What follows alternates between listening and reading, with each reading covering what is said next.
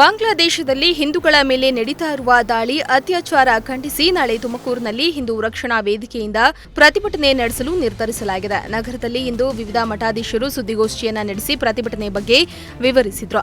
ಬಾಂಗ್ಲಾದೇಶದಲ್ಲಿ 2 ತಿಂಗಳಿಂದ ನಿರಂತರವಾಗಿ ಹಿಂದೂಗಳ ಮೇಲೆ ಅವ್ಯಾಹತವಾಗಿ ಅತ್ಯಾಚಾರ ಮತ್ತು ಅವರ ಮನೆಗಳನ್ನು ಸುಡೋದು, ದೇವಸ್ಥಾನಗಳನ್ನು ಒಡೆದು ಹಾಕೋದು, ಈ ಥರ ಹಿಂದೂಗಳ ಮೇಲೆ ದಬ್ಬಾಳಿಕೆ ನಮಗೆಲ್ಲ ದಿವಸ ಟಿ ವಿಲಿ ನೋಡಿ ಬೇಜಾರಾಗಿದೆ. ಇತ್ತೀಚೆಗಂತೂ ತುಂಬ ಅತಿರೇಕಕ್ಕೆ ಹೋಗಿ ಇಸ್ಕಾನ್ನ ಒಬ್ಬ ಸನ್ಯಾಸಿಯಾದಂಥ ಚಿನ್ಮಯ ಕೃಷ್ಣದಾಸ್ ಅವ್ರನ್ನ ಸರ್ಕಾರ ಬಂಧನ ಮಾಡಿತು ಮತ್ತು ಅವ್ರ ಮೇಲೆ ದೇಶದ್ರೋಹದ ಚಾರ್ಜಸ್ ಹಾಕಿ ಅವರನ್ನು ಕೋರ್ಟಿಗೆ ಹೇಳಿದ್ರು. ಕೋರ್ಟಲ್ಲಿ ಅವರಿಗೆ ಬೇಲ್ ಕೊಡಬೇಕಾದ್ರೆ ಅಲ್ಲಿನ ಸರ್ಕಾರಿ ವಕೀಲ ಹೇಳ್ತಾನೆ, ಬೇಲ್ ಕೊಡಬೇಡಿ, ಇವರ ಮೇಲೆ ನಾವು ಭಯೋತ್ಪಾದನಾ ಚಟುವಟಿಕೆಗಳನ್ನು ನಡೆಸಿರೋವಂಥ ಒಂದು ಆರೋಪವನ್ನು ಮಾಡ್ತಾ ಇದ್ದೀವಿ, ಅದಕ್ಕೆ ನಮ್ಮ ಹತ್ರ ಪುರಾವೆ ಇದೆ ಅಂತ. ಇಸ್ಕಾನ್ ಅಂತ ಒಂದು ಸಂಸ್ಥೆ ಭಯೋತ್ಪಾದನಾ ಚಟುವಟಿಕೆಯನ್ನು ನಡೆಸೋದು ಅಂದರೆ ಅದೊಂದು ಹಾಸ್ಯ. ಪ್ರಪಂಚದ 120 ದೇಶಗಳಲ್ಲಿ ತನ್ನ ಶಾಖೆಯನ್ನು ಹೊಂದಿ ಎಲ್ಲ ದೇಶಗಳಿಂದ ಶಬಾಷ್ಗಿರಿ ಪಡೆದಿರುವಂಥ ಒಂದು ಸಂಸ್ಥೆ ಮೇಲೆ ಈ ಒಂದು ಯುಎಸ್ ಸರ್ಕಾರ ಹೇಳ್ತಾ ಇದೆ ನೀವು ಭಯೋತ್ಪಾದಕರು ಅಂತ ಹೇಳಿ.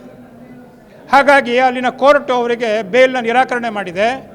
ಅವರಿಗೆ ಔಷಧಿ ಮತ್ತು ಆಹಾರವನ್ನು ತಲುಪಿಸೋಕೆ ಹೋದಂಥ ಇನ್ನಿಬ್ಬರು ಸನ್ಯಾಸಿಗಳನ್ನು ಅರೆಸ್ಟ್ ಮಾಡ್ತಾ ಇದೆ. ಭಾರತಕ್ಕೆ ಬರಬೇಕು ಅಂತ ಹೇಳಿ ವೀಸಾ ಹೊಂದಿರುವಂಥ ಭಾರತೀಯರನ್ನು ಅಲ್ಲಿ ತಡೆ ಹಿಡಿತಾ ಇದ್ದಾರೆ. ಒಟ್ಟು ಹಿಂದೂಗಳ ಮೇಲೆ ಎಲ್ಲ ರೀತಿಯ ದೌರ್ಜನ್ಯ ಅಲ್ಲಿ ನಡೀತಾ ಇದೆ. ಹಿಂದೂ ಮುಖಂಡ ಪ್ರದೀಪ್ ನೇತೃತ್ವದಲ್ಲಿ ಸುದ್ದಿಗೋಷ್ಠಿ ನಡೆಸಿದ ಮಠಾಧೀಶರು ಬಾಂಗ್ಲಾದೇಶದಲ್ಲಿ ನಡೀತಾ ಇರುವ ನಿರಂತರ ದೌರ್ಜನ್ಯ, ಹಿಂದೂ ದೇವಾಲಯಗಳ ಧ್ವಂಸ ಪ್ರಕರಣಗಳನ್ನು ಖಂಡಿಸಿದರು.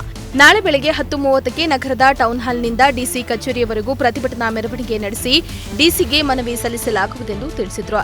ಯಾವುದೇ ಧರ್ಮ ಆಗಲಿ, ಹಿಂದೂ ಆಗಲಿ, ಮುಸ್ಲಿಂ ಆಗಲಿ, ಕ್ರಿಶ್ಚಿಯನ್ ಆಗಲಿ, ಸಿಖ್ ಆಗಲಿ, ಎಲ್ಲರಿಗೂ ದೇವರು ಒಂದೇ ಧರ್ಮನೇ ಸಿರೋದು. ಮನುಷ್ಯ ಆದಮೇಲೆ ಎಲ್ಲ ಒಂದೇ ತಾನೇ.